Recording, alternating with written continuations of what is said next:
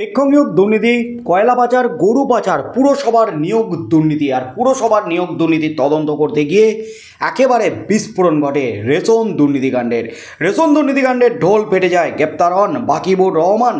ব্যবসায়ী বাকিবুর রহমান গ্রেপ্তার হতেই তাকে জেরা করে নাম উঠে আসে জ্যোতিপ্রিয় মল্লিকের। প্রাক্তন খাদ্যমন্ত্রী জ্যোতিপ্রিয় মল্লিককে গ্রেপ্তার করে ইডি। আর জ্যোতিপ্রিয় মল্লিক গ্রেপ্তার হওয়ার পর থেকে কিন্তু রাজ্য রাজনীতিতে হুলস্থুল। একেবারে হাজার হাজার কোটি টাকার পাচার, হাজার হাজার কোটি টাকা, কালো টাকা সাদা কিভাবে হয়েছে জ্যোতিপ্রিয় মল্লিকের হাজার হাজার কোটি টাকার হদিশ ইডির। তার মধ্যে শুধুমাত্র জ্যোতিপ্রিয় মল্লিক নয়, একাধিক জ্যোতিপ্রিয় ঘনিষ্ঠ থেকে শুরু করে শেখ শাহজাহান শঙ্কর আড্ডোর কাছেও গেছে কোটি কোটি টাকা।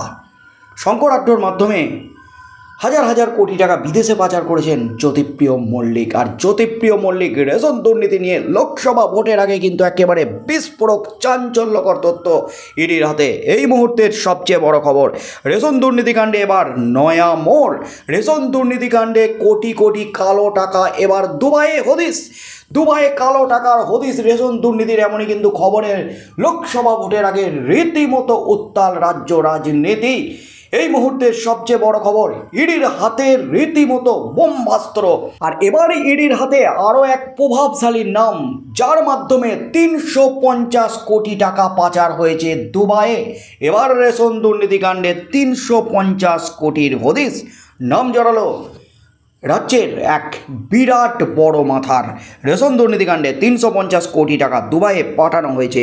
2014-15 সালে বিপুল পরিমাণ এই টাকা বিদেশে গেছে বলে অতিরিক্ত চার্জশিটে জানালো ইডি।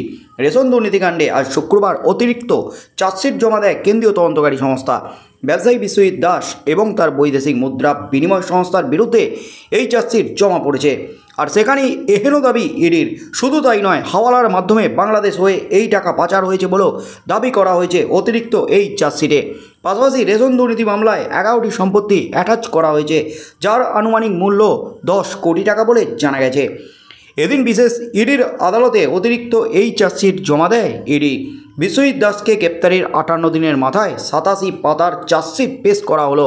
পাশাপাশি 1150 পাতার নথিও এদিন পেশ করা হলো। জমা দেওয়া এই চার্জশিটে একের পর এক চাঞ্চল্যকর তথ্য তুলে ধরা হয়েছে। পাশাপাশি রেশন দুর্নীতি মামলায় ব্যবসায়ী বিশ্বজিতের বিরুদ্ধে একের পর এক বিস্ফোরক অভিযোগ এনেছে ইডি। বনগাঁ পুরসভার প্রাক্তন চেয়ারম্যান শঙ্কর আড্ডোর কর্মচারী ছিল এই বিশ্বজিৎ দাস, যদিও পরে কাজ ছেড়ে দেন, শুরু করেন ব্যবসা। খুব অল্প দিনই বিপুল সম্পত্তির অধিকারী হন বিশ্বজিৎ। রেশন দুর্নীতির মামলার তদন্তে তাঁর খোঁজ পান আধিকারিকরা।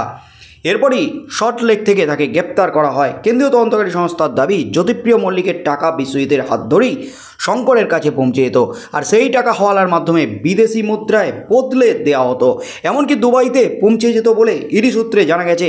আর এই কাজে অন্যতম দোষী বিশ্বজিৎ দাস, এমনটাই তদন্তে উঠে এসেছে। আর এভাবেই 2000 কোটি টাকা দুবাইয়ে পাঠানো হয়েছে বলে একেবারে বিস্ফোরক চাঞ্চল্যকর তথ্য ইডির হাতে। রেশন দুর্নীতিকাণ্ডে এবার 2000 কোটির হদিশ। বিপুল এই টাকা জ্যোতিপ্রিয় মল্লিকের। শঙ্কর আড্ডোর মাধ্যমে এই টাকা দুবাইয়ে গেছে বলে তদন্তে চাঞ্চল্যকর তথ্য পেয়েছে ইডি আধিকারিকরা।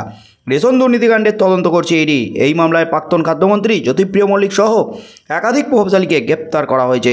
সেই মামলায় মার্চ মাসে প্রথম চার্জশিট জমা দেয় ইডি। বনগাঁ পুরসভার প্রাক্তন চেয়ারম্যান শঙ্কর আড্ডো সহ একাধিক প্রভাবশালীর নাম ছিল। অর্থাৎ ইডির হাতে কিন্তু লোকসভা ভোটের আগে একেবারে বোমাস্ত্র, আর সেই বোমাস্ত্র রীতিমতো বোমা আকারে জমা দিল, বিস্ফোরণ ঘটালো আদালতে ইডি। চার্জশিট জমা দিল ইডি, আর সেখানে 2000 কোটি বিদেশে পাচার করা হয়েছে। আর এই 2000 কোটি টাকা জ্যোতিপ্রিয় মল্লিকের শঙ্কর আড্ডোর কাছে পাঠাতেন বিশ্বজিৎ দাস। আর বিশ্বজিৎ দাস শঙ্কর আড্ডোর কাছে পাঠানোর পর সেই টাকা বৈদেশিক মুদ্রায় পরিণত হয়ে যেত। বৈদেশিক মুদ্রা চলে যেত দুবাইয়ে। দুবাইয়ে কোটি কোটি টাকা পাচার করেছেন রেশন দুর্নীতিকাণ্ডের মেন অভিযুক্ত, মেন মাস্টারমাইন্ড জ্যোতিপ্রিয় মল্লিক, রাজ্যের হেভি ওয়েট প্রাক্তন মন্ত্রী জ্যোতিপ্রিয় মল্লিক। অর্থাৎ শিক্ষক নিয়োগ দুর্নীতিকাণ্ডে পার্থ চ্যাটার্জি গ্রেপ্তার হওয়ার পর উদ্ধার হয়েছিল প্রায় 52 কোটি টাকা, 5 কেজি সোনার গহনা, তাও উদ্ধার হয়েছিল পার্থ চ্যাটার্জির বান্ধবী অর্পিতা মুখার্জির ফ্ল্যাট থেকে। কিন্তু জ্যোতিপ্রিয় মল্লিক বা রেশন দুর্নীতিকাণ্ডে কোনো টাকা উদ্ধার না হলো, নগদ টাকা উদ্ধার না হলো, জ্যোতিপ্রিয় মল্লিকের একের পর এক কীর্তি কিন্তু ফাঁস হচ্ছে তার ঘনিষ্ঠদের গ্রেপ্তার করে, তাদের জেরা করে। কিভাবে হাজার হাজার কোটি টাকা পাচার করেছিলেন বিদেশে, দুবাইয়ে সহ একাধিক দেশে। এছাড়াও রেশন দুর্নীতিকাণ্ডের আরও হাজার হাজার কোটি টাকা গেছে বাংলাদেশে। অর্থাৎ রেশন দুর্নীতিকাণ্ডের হাজার হাজার কোটি টাকা কিভাবে পাচার করেছিলেন জ্যোতিপ্রিয় মল্লিক সহ তার ঘনিষ্ঠরা, কিভাবে কালো টাকা সাদা করেছিলেন, কোন কোন মাথার কাছে গেছে এই টাকা, দুবাইয়ে এই টাকা কোথায় পৌঁছেছে, কি হয়েছে, সব কিছুই কিন্তু চার্জশিটে তুলে ধরেছে ইডি। আর এই চার্জশিট কিন্তু রীতিমতো বড় ধাক্কা দিল রাজ্য সরকারকে।